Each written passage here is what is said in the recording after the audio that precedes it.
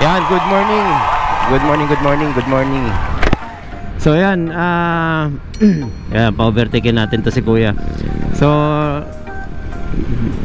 magandang balita na na-suspend po yung ano, no, sa registration. So ayun guys, gusto ko po kayong imbitahan, no. So I'm inviting you guys to join us sa October 24 to 26, no? Actually 26 siya. So 25th ako nandun.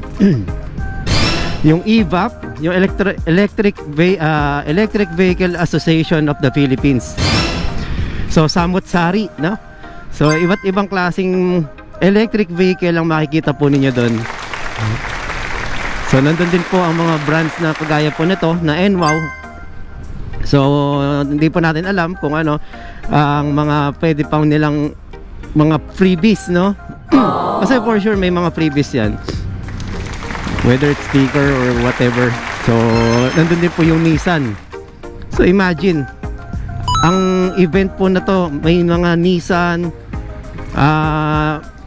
yung Sunra, ayan, yun po yung mga branded din, no? Actually lahat po sila branded.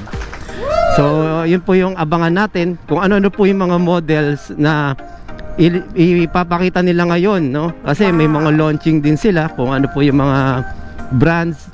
Also yung mga power charger, no? Power station. Sabi ko, kumbaga sa gasoline station, eh, di ba may mga franchise na gasoline station ng mga big top 3 players. So dito meron din po silang mga pwedeng magnegosyo. So ito po ay ano, makikita rin nyo po sa page ng Electric Vehicle Association of the Philippines or EVAP. So yun, makikita nyo siya. Baka meron pong interested din sa inyo magnegosyo, eh maganda po makapunta kayo dito, di ba? So yun yung mga pagkakataon, malaman pa po natin na mas malalim ano ba yung future. Yung future na pwede pang mga upcoming na ano, no, businesses, no. So dito tayo ngayon sa, sorry, may sipon pa rin, eh, no? So nandito po tayo ngayon sa Tandang Sora.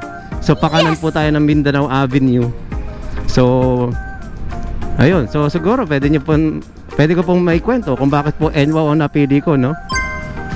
So sa lahat po ng napili ko or naikutan ko, ang NWOW WSP ang nagfit sa akin. Bakit po? Sa presyo, okay naman po siya. Excuse me. So sa presyo, then yung specs po niya, no? Kasi konting diferensya na lang po, nasa 1,500 watts ka na. Yung iba po kasi 800, 1,000, gano'n na po, may alanganin pa nga 1,2. So yun po yung mga kinonsider ko. Tapos syempre yung battery, kasi mas mataas po yung amperahe, mas long range, eh, kasi galing po tayo sa 48 volts 20 amperes, which is okay din naman po siya. Kaya lang talagang magcha-charge ka na after ng dalawang balikan ng mga siguro mga ano 35 to 40 kilometers. Ayun, kaya doon po siya kinakaya. Medyo mainit yung panahon, so kagaya po niyan, mainit po yung panahon. Ang sarap po ng naka-e-bike kasi wala kang napoproduce na init na sobra, no? Init na sobra galing sa makina. So dito sa e-bike, ang umiinit yung hub. So it's not perfect na walang init totally, dahil yung hub po umiinit po yan. Nagpo-produce po yan. Alam niyo naman po, science yan, no? So ayun po yan.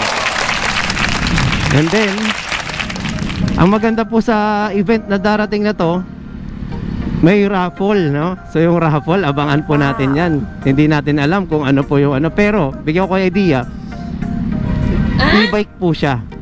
Pero yung brand, hindi ko pa po sure kung ano pong brand. So abangan natin yan.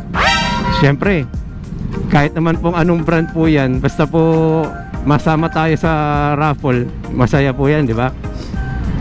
Pero yung mga atin po, may ano po tayo, may mechanics po tayo para makuha yan, no? So doon po i-discuss, syempre po yung present lang po, no? Kumbaga sa Christmas party, eh, pag tinawag yung pangalan mo, wave, dahil wala ka dyan, di ba?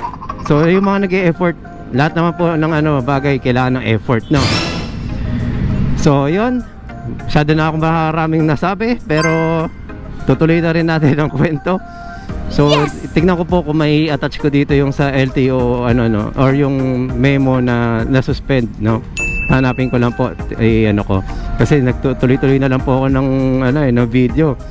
Wala po tayong oras mag-edit Pero I'll try my best po, no? Okay, so yun. Sa MOA po ito gaganapin, no? Yes! Ito lalagay ko po, ipa-flash ko. Yung pala kailangan ko talagang gawin, no? Kasi para hindi kayo maligaw. Excuse. So, yun yung mga kailangan natin subaybayan. So, ang ating mga grupo sa GC, yung mga naka-WSP, na parami po. So, baka pwede nyo pong i-comment down below ang ating, kung bakit kayo WSP rin na napili ninyo, no? Para i-share natin, bakit kayo, lalo na po, bigyan nyo naman po ako ng magandang comment, na kayo po ay galing sa motor. So, lagyan nyo po ng comment na galing ako sa motor, nag-e-bike ako. So, yun po. Parang pinapa-hashtag ko. Hindi, wag naman. Kasi parang haba Pero okay lang po. Lagyan nyo lang po. Galing sa motor, nag-e-bike ako. Bakit? So, ano yung napili nyo? Bakit WSP? Or bakit ito yung motor nyo? Pwede nyo rin po i-comment yan, no?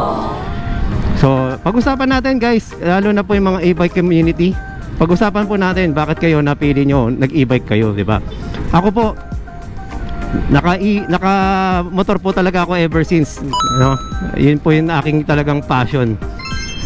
Naka motor, naka scooter, nag big bike. Pero ito naka e-bike.